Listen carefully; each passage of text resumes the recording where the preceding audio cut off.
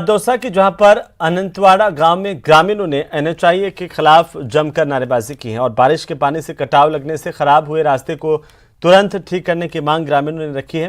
दरअसल Delhi Mumbai express way के निर्माण के चलते दौसा जिले के बांदीकुई उपखंड में अनंतवाड़ा से देहड़ा ढाणी का रास्ता अवरुद्ध हो गया और इसके बाद ग्रामीणों ने कई बार आंदोलन करके रास्ता तो लिया, लेकिन जैसे ही बारिश हुई यह रास्ता पूरी तरह से अवरुद्ध हो गया। रास्ते में बारिश के पानी से कटाव हुआ और ऐसे में रास्ते में जगह जगह बड़े बड़े गड्ढे हो गए, जिसकी वजह से अब ग्रामीणों का इस रास्ते पर चलना दुश्वार हो गया है। वहीं देहड़ा ढाणी से अनंतवाड़ा गांव में स्कूल जाने वाले विद्यार्थियों को भी काफी परेशानी का सामना करना पड़ रहा है।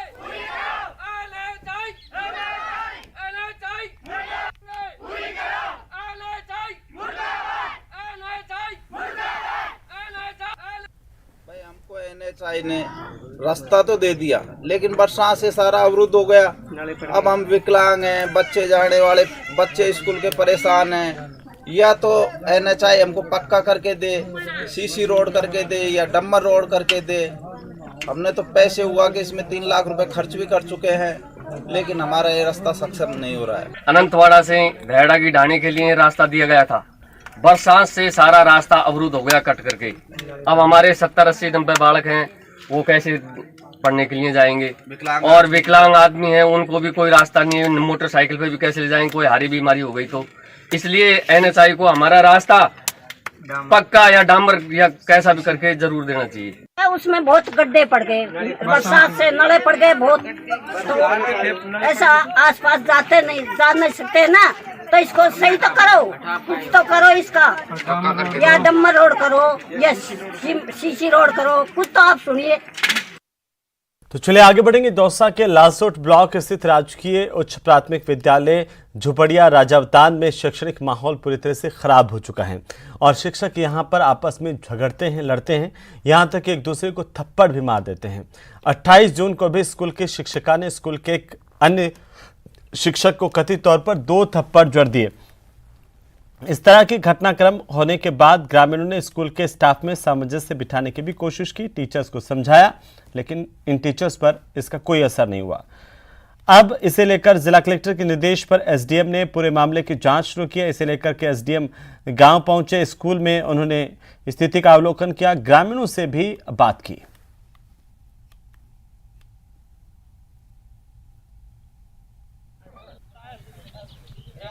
हमारे ग्राम झुपड़िया राजावतान में, राजकीय उच्च प्राथमिक झुपड़िया राजावतान में स्कूल का माहौल कम से कम 6 महीने से बहुत बुरी तरह से बिगड़ चुका है। यहाँ पे अभी 2.5-3 महीने में हमने नया एचएम लगाया।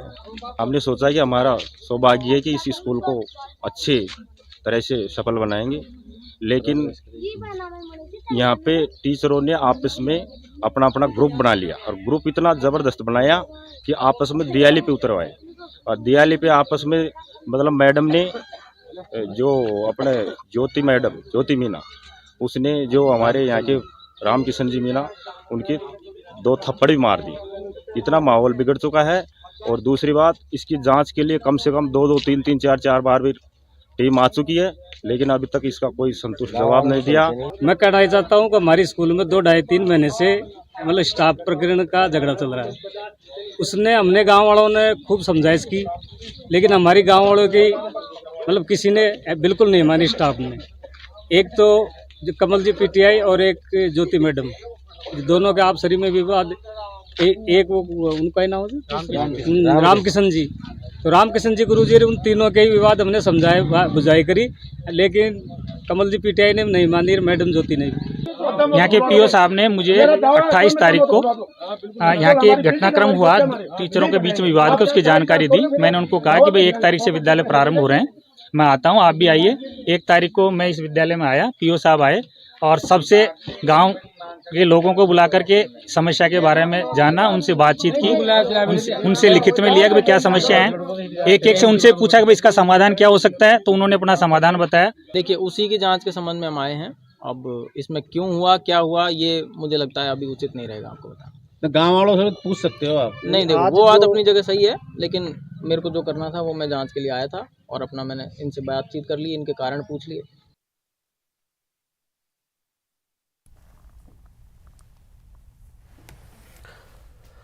चलिए आगे बढ़ेंगे। कोटा के इटावा में करीब 100 किसानों के साथ 1.5 करोड़ रुपए की ठगी का मामला सामने आया। यहां पर कृष्णा ट्रेडिंग कंपनी के व्यापारी ने 100 से ज्यादा किसानों से 1.5 करोड़ से ज्यादा का माल खरीद लिया और अब भुगतान में आनाकानी कर रहा है।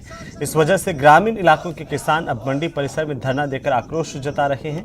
किसानों ने मंडी परिसर में ही अनिश्चितकालीन धरना दिया है।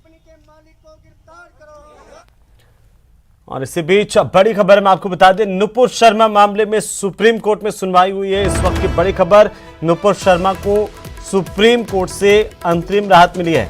10 अगस्त को अगली सुनवाई होगी। 10 अगस्त तक नुपुर शर्मा की गिरफ्तारी पर सुप्रीम कोर्ट ने रोक लगा दी है।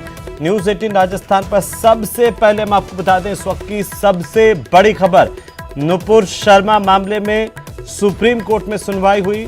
सुप्रीम कोर्ट से नुपुर शर्मा को राहत मिली है। 10 अगस्त को अगली सुनवाई होगी। 10 अगस्त तक सुप्रीम कोर्ट ने नुपुर शर्मा की गिरफ्तारी पर रोक लगा दी है। नुपुर शर्मा को सुप्रीम कोर्ट से अंतरिम राहत दी गई है। बड़ी खबर है इस वक्त की, 10 अगस्त को पूरे मामले को लेकर सुनवाई होगी। ज्यादा जानकारी के साथ दिल्ली से हमारे संवाददाता शंकर आनंद फोन लाइन पर है। शंकर, क्या अपडेट है? नुपुर शर्मा को सुप्रीम कोर्ट से अंतरिम राहत मिली है। निश्चित तौर पर देखिए, आज सुप्रीम कोर्ट से नुपुर शर्मा को एक बड़ी राहत मिली है। और दरअसल नुपुर शर्मा की जो एक याचिका दायर की गई थी, जिसमें कि इस मामले पर आज तकरीबन 3 बजे सुनवाई प्रारंभ हुई।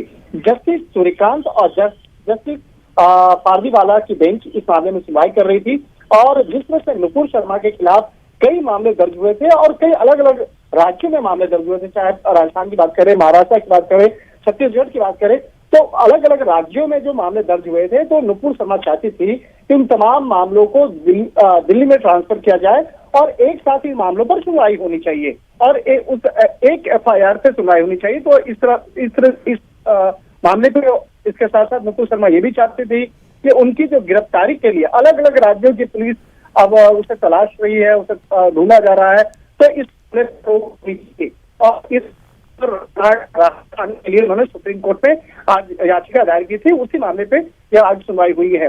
नुपुर शर्मा की तरफ से कहा गया था कि उन्हें सुरक्षा दी जाए। इसके साथ ही सुप्रीम कोर्ट के बाद जिस तरह से सुनवाई की जा रही थी पिछले काफी दिनों से, तो इस मामले के बाद कई धमकियां मिल रही थी और कुछ घटनाओं का भी आज जिक्र किया गया। और कोर्ट ने नुपुर ने आज कोर्ट में ये भी कहा कि अगर मैं हर कोर्ट जाऊं तो मेरे जीवन को खतरा है। जैसा तो चलिए, बहुत शुक्रिया शंकर तमाम जानकारी के लिए। और इसी के साथ ही बुलेटिन फिलहाल इतना ही। आप देखते रहिए न्यूज़ 18 राजस्थान। नमस्कार।